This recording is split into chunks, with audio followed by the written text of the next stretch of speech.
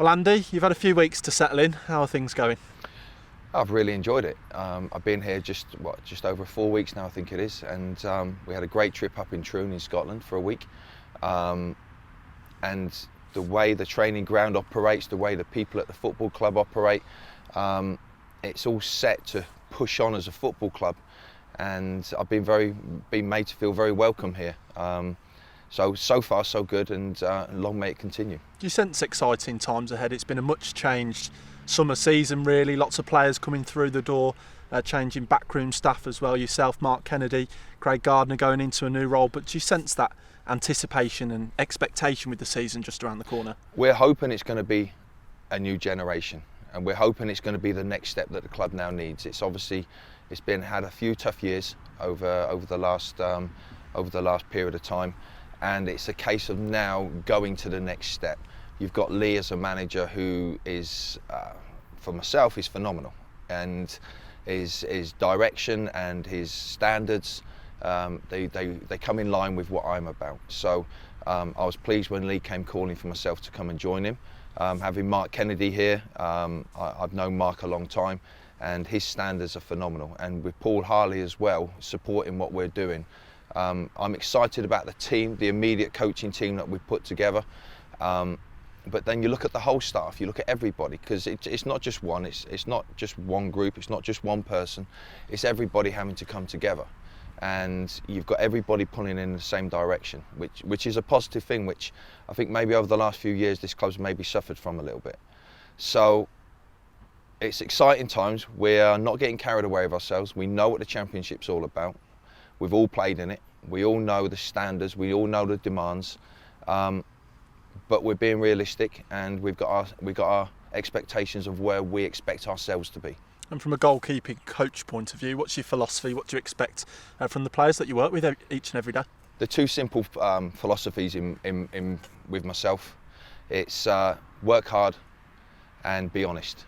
Because without either, it will never work. If you never work hard, you will never be honest. If you're never honest, you'll never work hard. And then you've got all the peripheral stuff around it. That's all the stuff that makes you a goalkeeper. But the core things are the two principles which I've told you, which I stand by. So the first thing when I came into the football club, it was making sure every goalkeeper understood that. And I expect goalkeepers to make mistakes. I expect them to do things wrong. Same with players. But just be honest about it. And when it happens, then we can confront it and deal with it.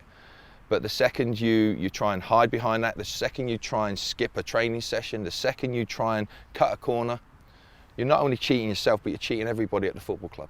So it's about standards, and it's about, I put my standards on the players, and I set that by myself about how I operate myself, and then I expect the players to come up to what I'm about, because I can't expect them to do something I'm not willing to do myself. And I suppose also about matching that philosophy up with what the gaffer wants from his outfield players as well, because that needs to work hand in hand, doesn't it? Yeah, and I hope that's starting to show in the games that we're starting to play, where you can see the aggressive lines the goalkeepers are taking. Where, you know, the way that Lee wants to operate, I've worked with him for 3.5 years now, so I know what he expects. I know what he expects of his players. So it's for me to make sure the goalkeepers are working in tandem with the defenders, and we become a solid unit that way. And a bit about the group as well. Zach, Connell, Mattia, Ethers, who we hope to have back with us very soon. Good group of lads to be working with? They're a great group of lads. We've got these goalkeepers here, and they work hard. They're buying into everything that I've talked about. Taken a lot of time to sit down, talk with them, get to know what they're about, get to know what they expect from myself, because it can't just be a one-way thing. It has to be two ways, and it has to be about whatever the goalkeepers want, I have to provide them, and then they have to come up to the standards that I demand. So it's exciting. I'm really enjoying it at the moment, but we ain't kicked off the season. So listen, long may it continue, and hopefully, fingers crossed, the goalkeepers keep the standards up, and as a department, we go on and improve as the whole coaching department and the whole goalkeeping department at the football club. Not only from first team, but hopefully something that can come through the football club. And something about that philosophy in terms of bringing it down from the bottom to the top, that's something that you've been involved in as well already. Yeah. Since you've started here, trying to get to know everyone from the younger lads to the 23s, obviously up to the senior teams. It's important, that pathway, isn't it? It is, and this football club has done well over the years of developing players. So it's important from myself. I look at the likes of Jack Butland, who's come through at the football club, and you think, well, you know, that's something to emulate. But also the goalkeepers at the football club, they need to know there's a pathway, and to get to that top, they need to know the person who's coaching at the top. And with that being myself, it was important that I got to know them all. So at the start we had Zoom calls, and then subsequently we've had meetings, and I speak with Scott Bevan and Dan Bevan, the development coaches at the football club, every day, and we have meetings every day, and we talk about what we want to bring in as a philosophy at the football club in the goalkeeping department. And now the COVID situation is changing. We're able to then hopefully start bringing some of these young goalkeepers into the system and training with the first team, because that's what ultimately this is about. After getting results on the pitch, it's about developing these players through.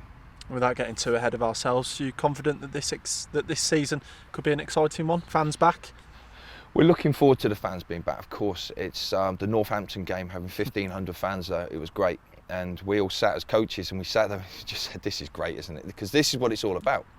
As well as it's been good for everybody to be able to play football through the COVID situation, you play it because of the fans.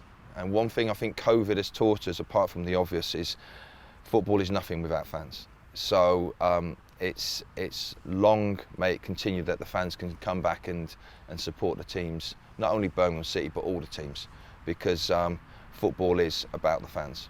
Absolutely agree. Cheers, Andy. Thank you.